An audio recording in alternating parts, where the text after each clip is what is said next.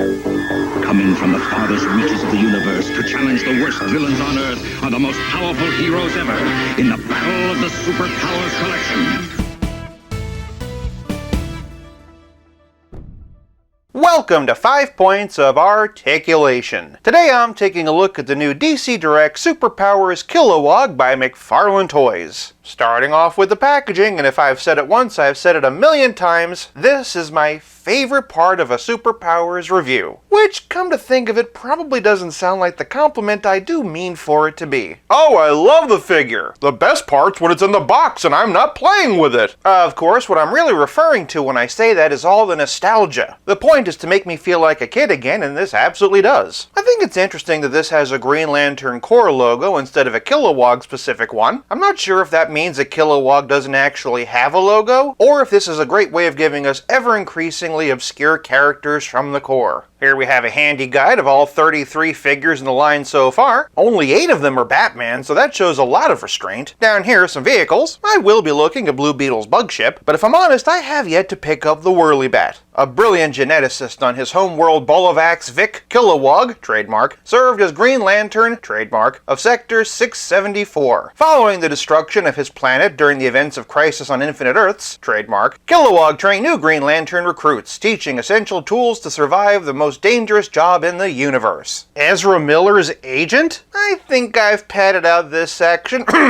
discussed this section long enough. For packaging, Kilowog most certainly gets 5 points. Moving on to presentation, and Kilowog is a larger... Oh, wait, hold on, there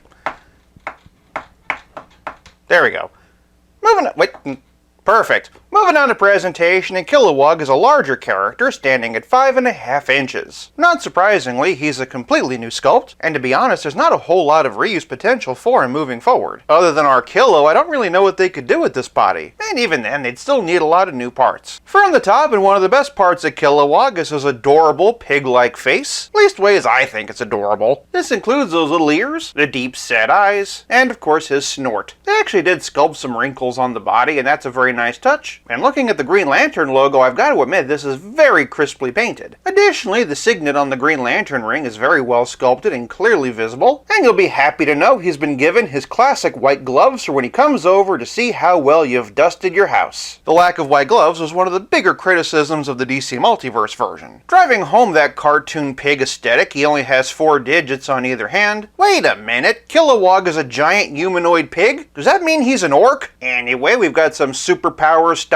musculature, sculpted inseam for the shorts, and some big honkin' boots. Luckily, the giant feet mean that everything's been put underneath, so there's no distracting sculpting inside the legs. Brainiac, I'm looking at you. It's not all kittens and emotional spectrums though, because I do have one minor criticism. The shade of green. To be honest, I'm pretty conflicted. These colors perfectly match the recent Hal Jordan that McFarlane came out with, but this green is much warmer than the classic emerald of the original figure. If you're building your superpowers display with newer figures, that's fine. Ideal even. If your collection skews a bit more classic, however, he kinda stands out. Adding to the confusion, and the John Stewart they made actually matches the original. These two figures are 38 years apart, and yet the greens are identical. Not only that, but look at the picture on the box. The green on the artwork is a better match for the classic than the actual figure. I know that there are mental gymnastics we can do to justify why each character might have slightly different shades of green, but this is the Green Lantern Corps. Just like any police force or military, uniformity is important. McFarlane Toys, if you're watching, here's my suggestion. You guys have picked a green all your own, so I say stick with it. Since there are more figures with this color scheme than there are with this one, I say just use this going forward and give us a new John Stewart to match. Heck, maybe in his classic costume. As for the figure overall, I think he's pretty solid. He's definitely got a lot of personality, and I don't think that him being a different shade of green is enough to dock him points in presentation. Playability might be another story though, but we'll get there when we get there. For presentation, I'm giving this Kilowog 5 points. Moving on to posability, and I usually kind of rubber stamp this section for superpowers, but not today. The issue is the head. Like all other superpowers figures, all it's supposed to do is swivel side to side. This one doesn't exactly do that. When I try to turn it though, it just pops back to where it started. That goes for both sides. When turning its head is one of the only things a figure can do, it is kind of important. Otherwise, we have no trouble with the swivelly shoulder, the T-style swivel hips that can kick out this far, or kick back this far, or the single-jointed hinge knees. Notice that groove in there, by the way. That allows for a 90-degree bend despite the legs being particularly thick. Of course, I'm sure a lot of you think I'm the thick one for always giving these Super Powers figures a pass, but as limited as their articulation is, that is by design. This time, though, I think it could have been designed just a little bit better. For posability, I'm giving Kilowog 4 points. Moving on to playability, and without any accessories or action features, there's really not a whole lot I can do to stretch out this one. Fortunately for Kilowog, and honestly most other Super Powers figures, playability is more than just accessories. It's also about how well your figure plays with others. For the only other Kilowog in my collection, and here we have DC Multiverse looking like he's taking him to his first day of kindergarten. Otherwise, and although we've already looked at them, here we have Kenner and McFarlane versions of Hal Jordan, and the McFarlane version of John Stewart. For the Green Lantern Corps' archenemy, and here we have Sinestro. Otherwise, and here's Kenner and McFarlane versions of the Man of Steel, Superman, as well as the Cape Crusader. For the rest of the Justice League, and here's Kenner and McFarlane versions of Wonder Woman, the Flash, also known as the fastest man alive, not really a nickname I think most guys would want, Aquaman, and the Kenner Martian Manhunter. For some villains, and here's the Kenner Joker, the Kenner Penguin, and then for McFarlane, and here we have Deathstroke, Aquaman's archenemy, the Black Manta, the Brainiac we just looked at, and the similarly sized Darkseid. For a relative scale comparison, here we have the 3 3/4 inch Marvel Legends Retro Spidey along with one from Toy Biz. And as always, here's Kilowog with Stealth Iron Man. You know, with all the padding in this video, I expected this section to be a lot longer. Nope.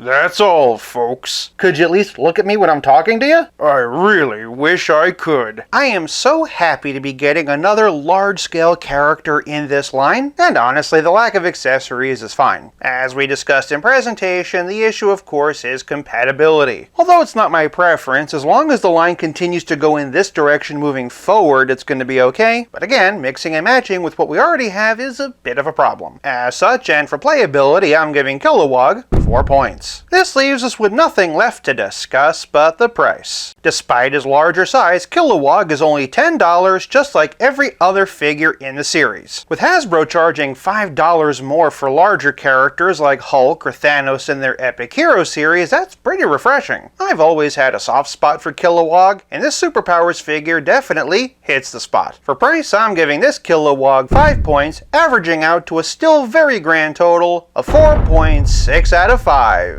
Which member of the Green Lantern Corps do you hope they make next? Sound off in the comments below, and don't forget we still have a Blue Beetle and Bug review on the way. If you like this video, check out one of these. Thank you so much for watching. I'll be back again real soon, but until then, play nice and have fun.